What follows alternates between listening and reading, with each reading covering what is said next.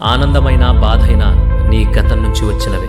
వీటికి ఎవరూ బాధ్యులు కాదు, నువ్వు తప్ప. నీ ప్రమేయం లేకుండా నీలో ఏ భావాన్ని ఇతరులు సృష్టించలేరు. అసంపూర్తిగా ఉన్న ఈ ప్రపంచమంటే నాకిష్టం. ఎందుకంటే సంపూర్ణమైతే అది ముగిసిపోతుంది. అభివృద్ధి అనేది కేవలం అసంపూర్ణంగా ఉన్నప్పుడు మాత్రమే సాధ్యపడుతుంది. అందుకే నీకు మళ్ళీ మళ్ళీ చెబుతున్నా, నేను అసంపూర్ణం, ఈ విశ్వమంతా అసంపూర్ణం, నా సందేశమే అసంపూర్ణం. ఆనందం పొందేందుకు రహస్య మార్గం ఏంటంటే, నీ మనస్సును గతంలో వదిలేయకు, భవిష్యత్తులో విహరించమని సూచించకు. నీ సంతోషాన్ని ఎవరూ పాడు చేయలేరు. చాలామంది జీవితంలోకి వచ్చి వెళ్ళిపోతుంటారు. అది నాకు చాలా మంచి చేసింది.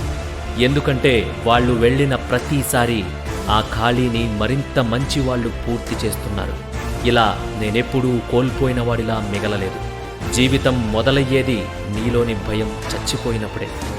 వాస్తవానికి దగ్గరగా ఉండు, అద్భుతాలు చేసేందుకు సిద్ధంగా ఉండు.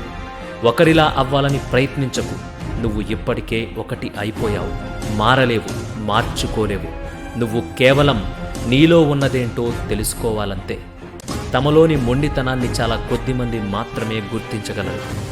ఒంటరితనం ప్రేమకు నాంది వంటిది. వినేందుకు ఇది వ్యతిరేకంగా అనిపించినా నిజం కాదు. ప్రేమించగల సామర్థ్యం ఉన్నవారే ఒంటరితనాన్ని జయించగలరు. వేరే వాళ్లపై ఆధారపడాల్సిన అవసరం లేకుండా ఇతరులతో అన్ని విషయాలు ముడిపెట్టుకోకుండా ఉన్న స్వతంత్రులే ప్రేమకు అర్హులు.